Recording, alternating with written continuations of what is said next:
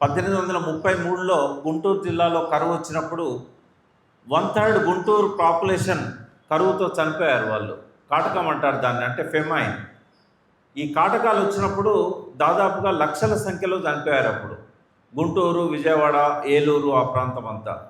So అప్పుడు వాళ్ళకు అర్థమైంది, కృష్ణా గోదావరి నదుల నీరంతా కూడా సముద్రంలో కలుస్తుంది, ఆ నీరు మన పొలాలకు వస్తే బాగుండు అని చెప్పి అర్దర్ కాటన్ అప్పుడు మిలిటరీ ఇంజనీర్ ఉండే, ఆయన సహాయంతో బ్రిటిష్ ప్రభుత్వం ఆ రోజు వాళ్ళకు బ్యారేజ్ కట్టింది.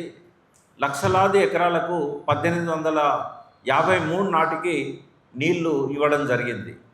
సో ఆ నీళ్లతోని మంచి పంటలు పండించుకున్నారు. కానీ వచ్చిన సంపదను ఎట్లా ఖర్చు చేయాలనో ఆ రోజు అవకాశాలు లేకుండే, టెక్నాలజీ లేదు, ఆ రోజు ఏ రకమైన సౌకర్యాలు అనుభవించే అవకాశం లేదు.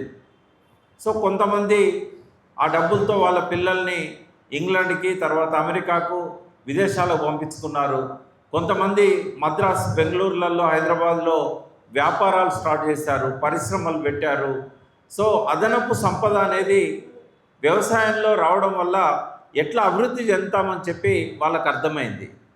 కానీ తెలంగాణ 100 ఏళ్ళ తర్వాత కూడా పక్కన కృష్ణమ్మ పోతున్నా మీరు ఎందుకు ఇట్లున్నారు, మీకు పంటలకు పొలాలకు నీళ్ళు ఎందుకు రావట్లేదంటే కాలం అయితలేదు, వర్షం పడతలేదు అని చెప్పి వాళ్ళు నెత్తికి చేయబెట్టుకొని ఆకాశం దిక్కు చూశారు తప్ప పక్కనున్న నీళ్లను మన పొలాలకు మళ్లించడానికి ఈ ప్రభుత్వాల మీద ఒత్తిడి తేవాలని చెప్పి అనుకోలేదు.